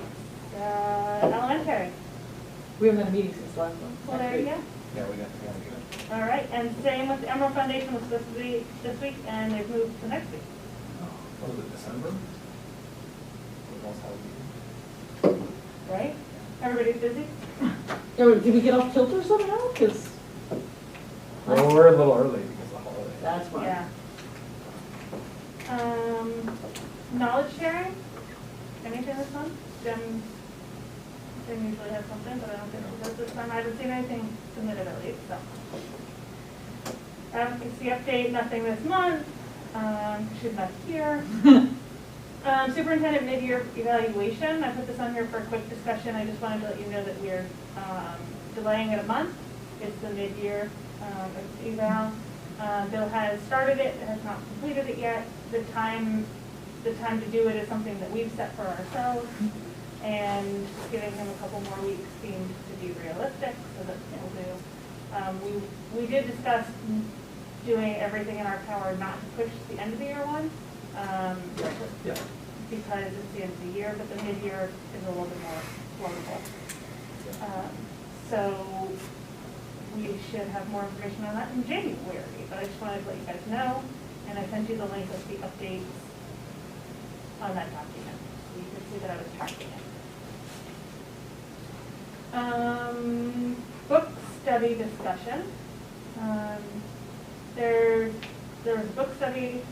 Some of us can't make the dates that are given, along with them being our board night. I was gonna say, because 3 of the 4 nights are board meeting nights, Right. so none of us can make it. And so there has been a couple thoughts. One is, I guess they do really want the whole board as part of it, or at least the majority of the board, so we could send 3 if needed, or we could do our own book study, or we could just all agree to read it by a certain date and have a discussion. I frankly have no idea where my book is since I've moved, but I've got 3 boxes that are labeled books, so I'm sure it's in one of them. So I could find it if we need to start reading it again, because I am behind on my own. Does everybody have the book now? Mhm. I do, great. So thoughts on the way we want to handle This is a DEI. It's the same DEI book that you are all doing, the leadership team is using. Yes, yes. For training and. And this study that was presented to us is the same study that you guys are doing. It's the exact same study, through Syracuse University.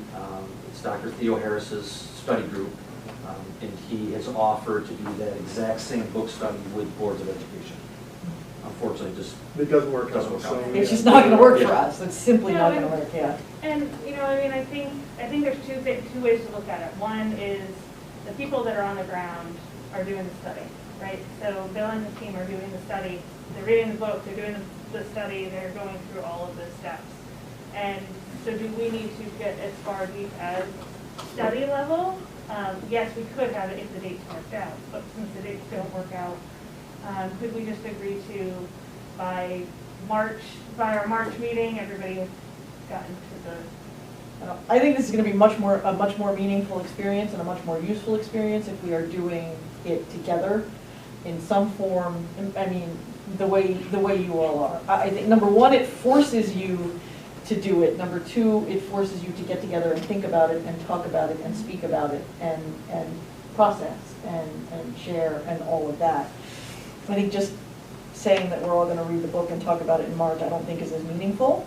If that's the best we can do, then that's better than doing nothing. I do see that. If we can do something a little deeper and more meaningful than that, I just don't that think would that be helpful. our meetings are the time for those discussions. No. It The would fact be, that if we're going to have discussion, then I want to have more time to what, I don't.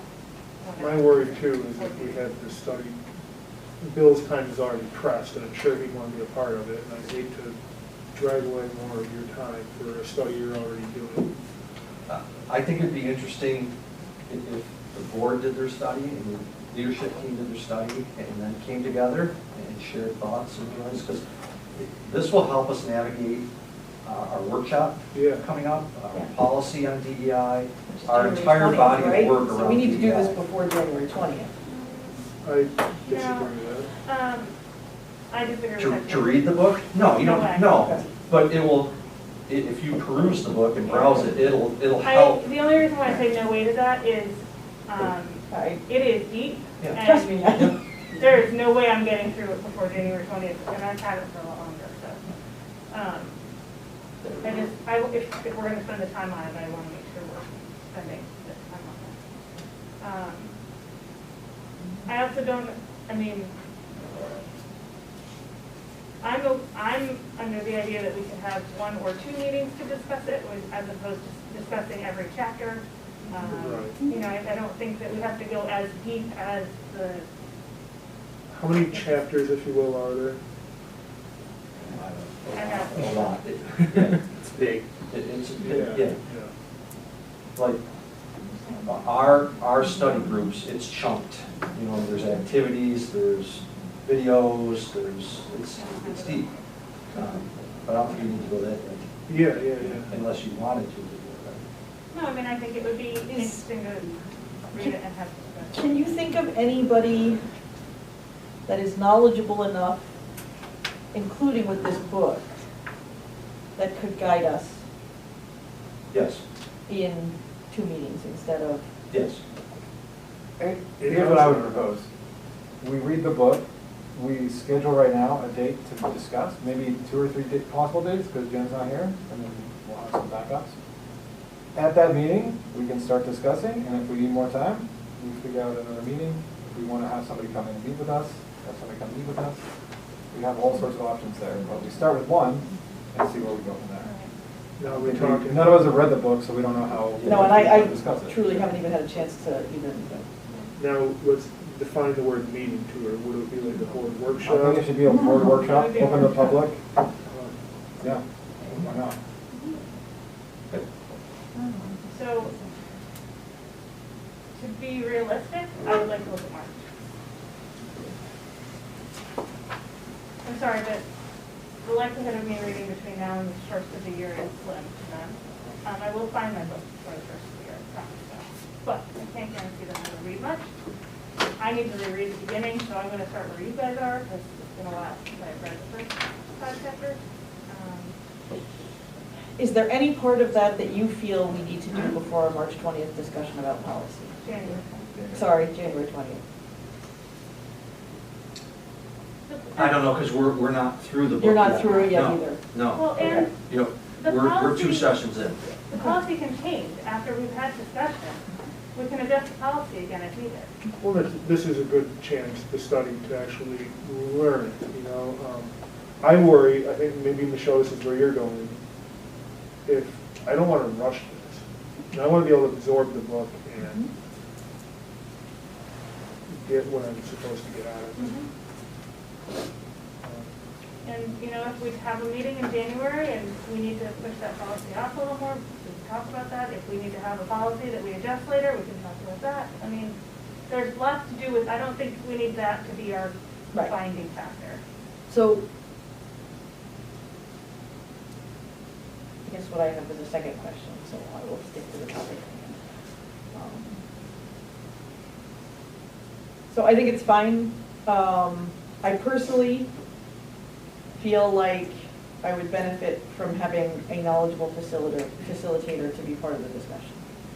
That's my personal opinion. And so.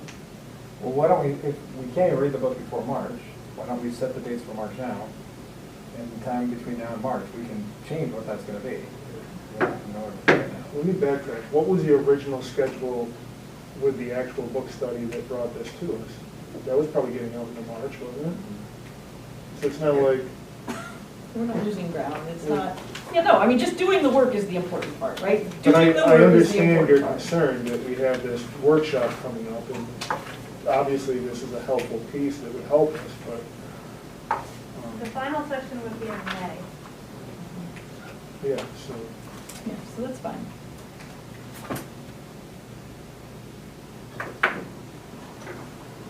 So March. I already am looking, and I don't know why we even set this up this way, but it looks like we should move our March meeting, because again, it's all going to go down on Thursday. You didn't plan that? It's really like, it just doesn't seem right. It's okay. So, whatever. But let's at least avoid that week, because we should at least avoid that week. So, the following week is March 14th through 18th. We got Mondays and Wednesdays work best for me, if possible. 14, 16, anybody? March? Want to hold them both since Jen's not here? Sure. Sure. What time? After 6. 6:30? You can be 6 o'clock for me. No, that's right. No, it's really 6 is fine. 6 is? We don't want to rush you, but. Hold for BOE workshop. Are you still going to have your January 20th? Yes. Yeah, that's a different. Well, we should confirm with you, Debbie, that because we're holding 2 days and we'll confirm with Michelle. So we're holding Monday the 14th and Wednesday the 16th? Yep. We gotta talk to Jen. Oh, sorry, Michelle. That's all right. I assumed you were going to talk to her. I can talk to you. And then once we confirm a date, then we can set a plan of attack, and if you guys are all right, I will just assign, and then we won't have to have discussion in email. I'll just say, well, I mean, I guess everybody can read at their own pace. Yeah. Yeah. Just be done with that. And then if you decide you want a facilitator, let me know, and I can reach out and see if I think. I almost think that at least in the, but I understand Ellen's concern that you would like a facilitator, but just go with the first one and kind of see what kind of conversation we can have. And if after that we're like, this is just too much, can we get somebody? So let's do that for now. That brings us to community participation. If anybody would like to come up front, please do so at this time. 3-minute timeline and time limit, and just state your name. No Did you want to ask what DEI is, or did you figure that out? Got it? No, what is that? That is. Got it? No, she doesn't. No? Yeah, no. Diversity, equity, and inclusion. Okay, thank you. That's what I thought, but I wasn't sure. So, are we waiting for external public participation or no? No, they're all set. Okay. There's nothing there yet.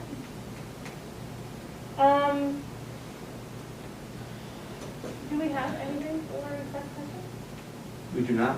All right, so I need a motion to adjourn the meeting. I'll move. Shall we have discussion? All those in favor? Aye. Aye. Adjourn. Happy holidays, everybody. Thank you guys for being here. Thank you. Guns fine with you tonight.